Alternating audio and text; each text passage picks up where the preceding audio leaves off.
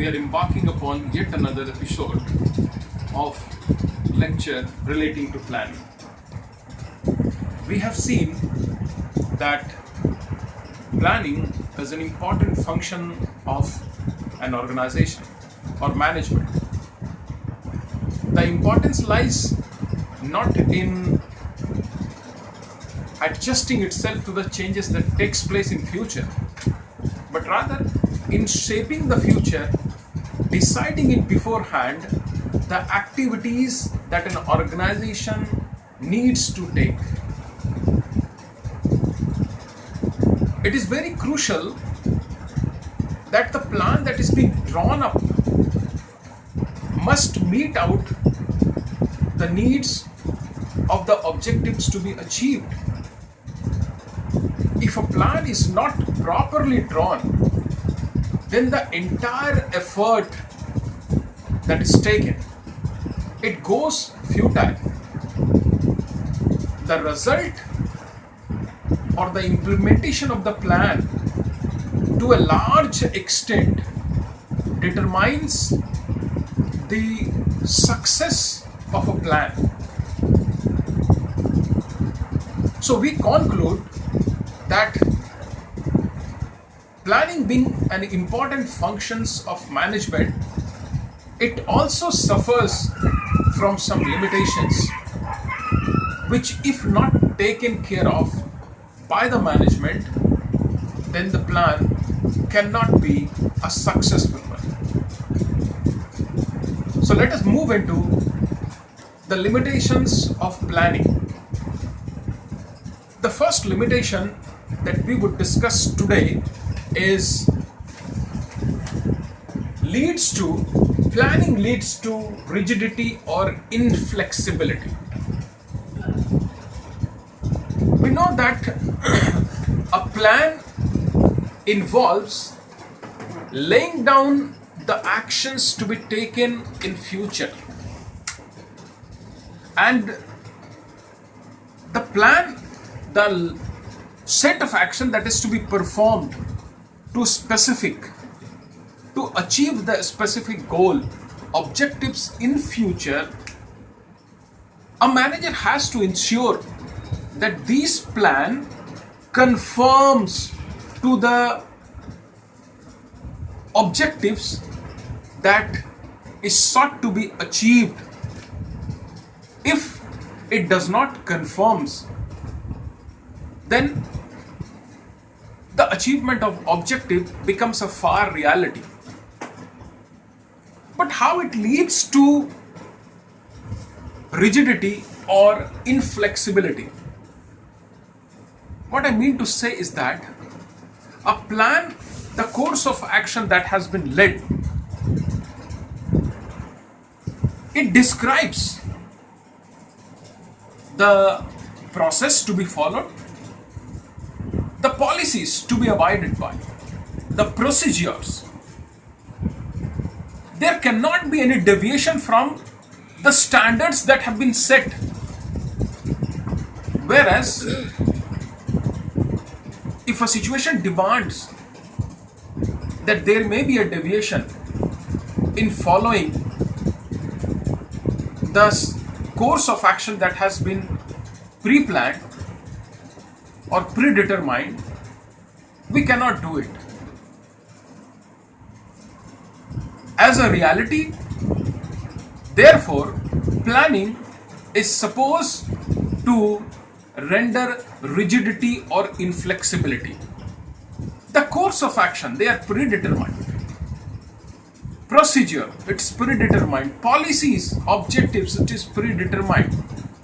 We cannot divert, we cannot diverge, we cannot take some another action.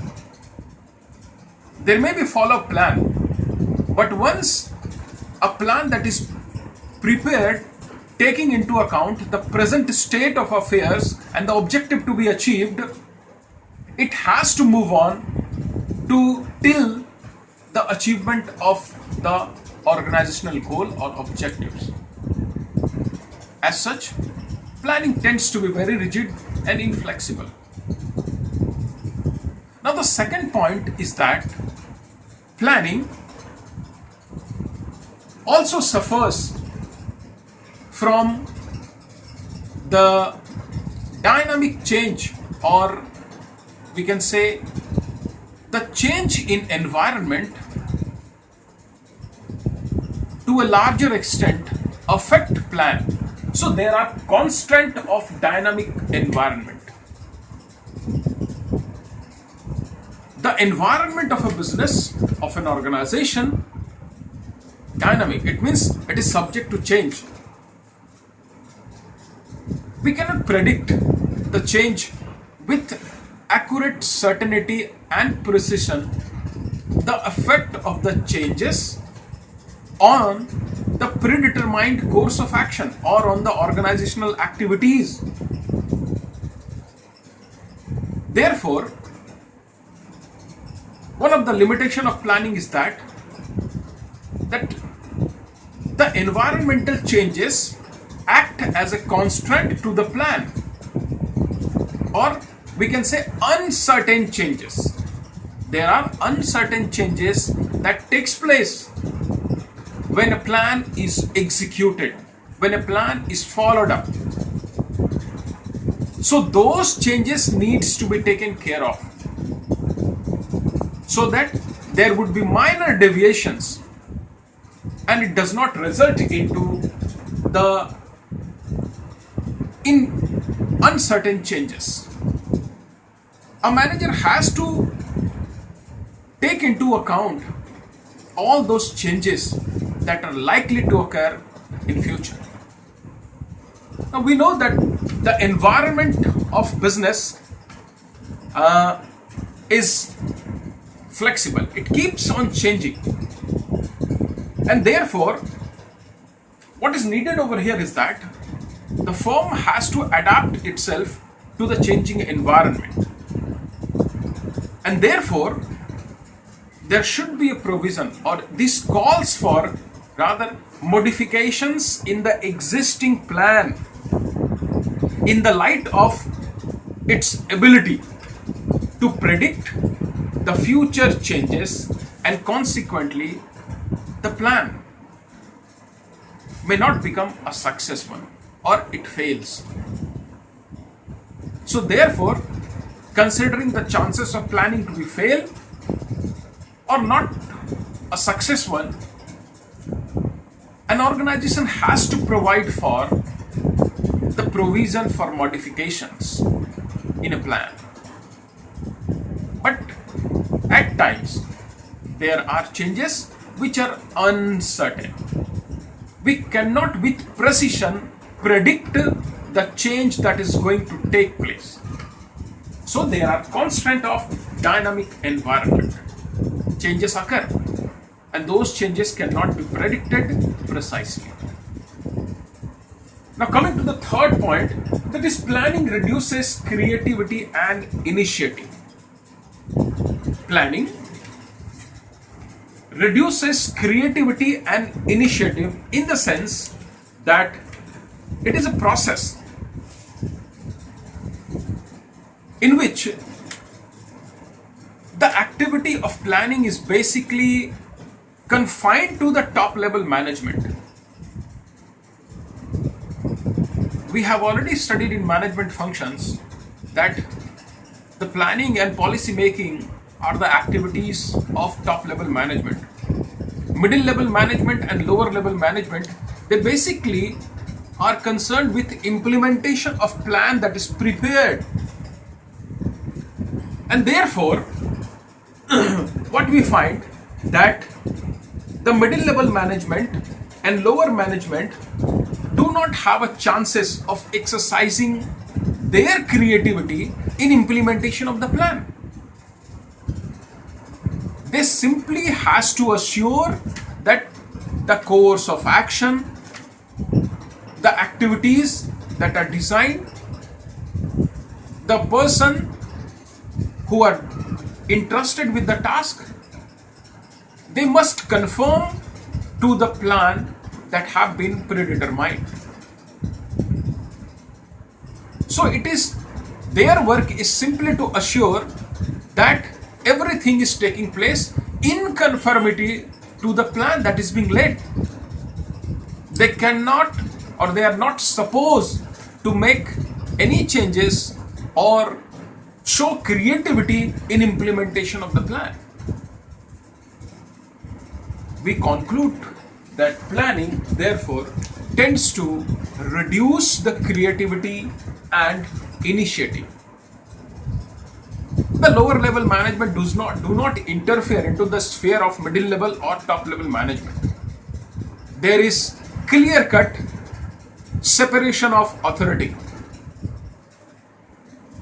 One cannot peep into the field of other. They cannot encroach upon the activities or upon the era that has been reserved and defined for a particular level of management. As such, it restricts creativity and initiative on the part of a manager belonging to a particular level. So, planning tends to reduce creativity and initiative. Coming to the next, that is, planning is a time-consuming process. Very sure. We know that the person who is concerned with plan, he needs to collect a lot of information, data. He needs to think, analyze, and then after analysis, he has to take conclusion. Then only he prepares a set of action to be followed. And this indeed is a time-consuming process. But what is the harm? The harm is that at times there may be situations which calls for immediate actions. In such a situations, planning is not fruitful, or it tends to be a time-consuming process. So an organization has to make provision that there may be some sort of diversion in case of need. We know that planning is a time-consuming process.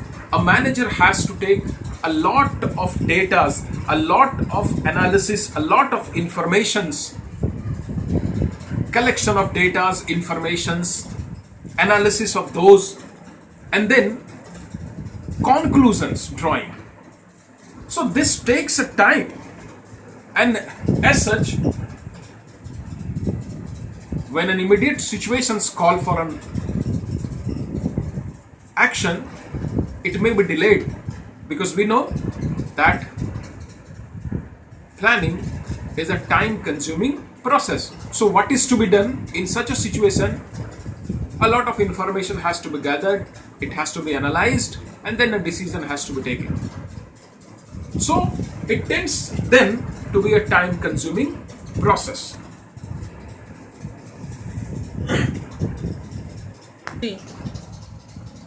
The next limitations of planning is that planning is a costly affair, or rather we can say it is a costly process.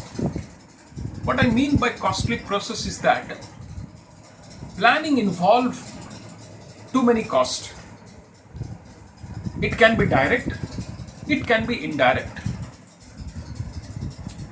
Direct cost refers to the effort, the time that is devoted by the managers, by the planner in an organization, and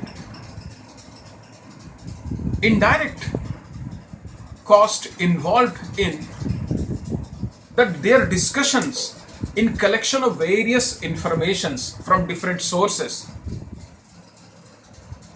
their discussions with the expertise.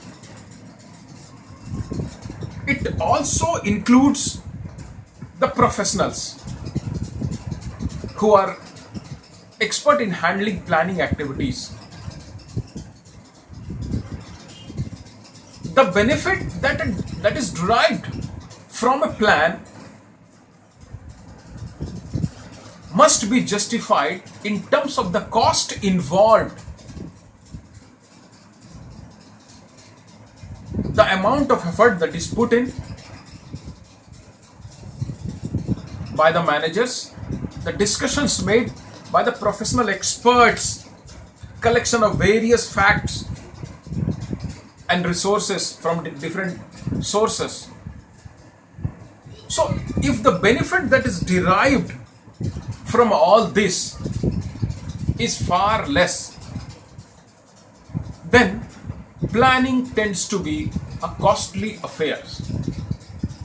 So manager has to take into account that the objective which it seek to achieve and the time that they are going to devote to frame a plan, they must be proportional, so that achievement of justice can be justified. Achievement of objective can be justified. Otherwise, if a manager do not take into account the time, the efforts, the amount, the cost that is involved in them, then it tends to be a very costly affair. And therefore, a manager has to limit its expenditure on planning in proportion to the benefit they are going to get from a plan. 3. To conclude, we can say that planning does not guarantee the success. What I mean is that when a set of action is predetermined, when from the various courses of action an alternative is selected, and when a plan is followed, there are other two stages which guarantee the success of a plan. So far, planning is taken into actual practice. It is more a theoretical than a practical issue. So what we have to say is that the planning that is taken by the manager in an organization, it suffers from two inherent limitations. The planner being an individual, human resource themselves, they may suffer from their inherent limitations. They may not have a foresight. As a result, the plan which they have drawn up may not be a properly drawn plan.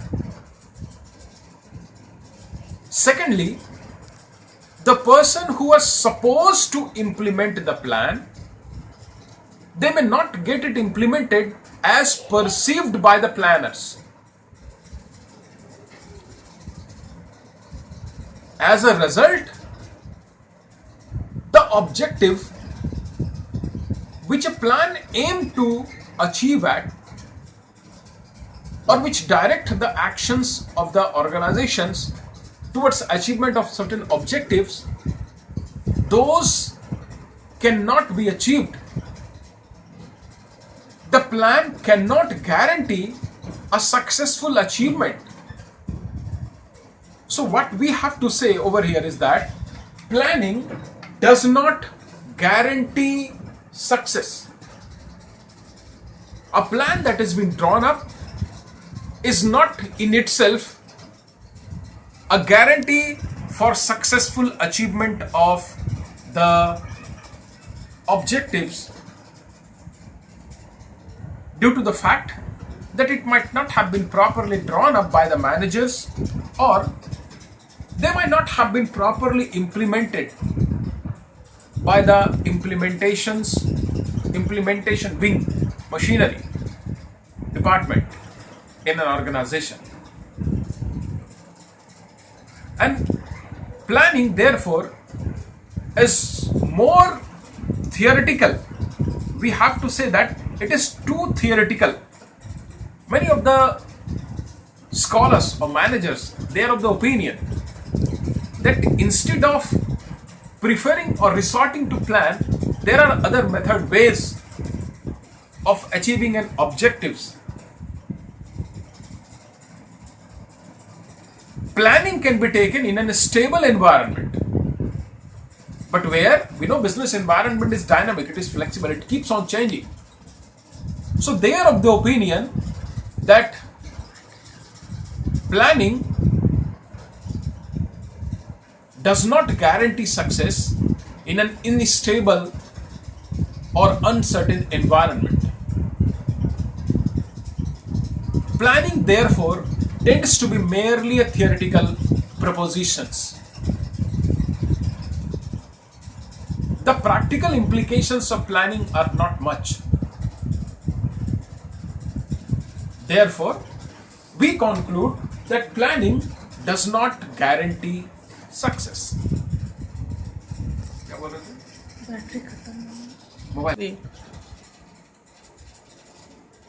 The concluding remark or line as a limitation of planning would be that planning has a limited practical value. I have already discussed that planning is more theoretical, that tends to be of relatively very little practical use, because planning tends to be successful when it is performed, when it is made in a stable environment. Many of the planners are of the view, experts are of the opinion that in a stable environment do affect the success of a plan. Planning is not a substitute to the executive judgment, or when we have planned, it does not mean that it has replaced the judgment of a manager. It is merely an aid in the process of management to a manager. It cannot be a replacement for the executive judgment, but rather it helps a manager in making a judgment. So it is merely an aid. It is not a substitute. Planning cannot replace judgment or executive judgment that is taken by the managers. So we conclude precisely that planning has a very limited practical value. This is all about the brief information that we have shared on this topic, planning, limitations of planning. Hope it's benefit you. So enjoy your learning.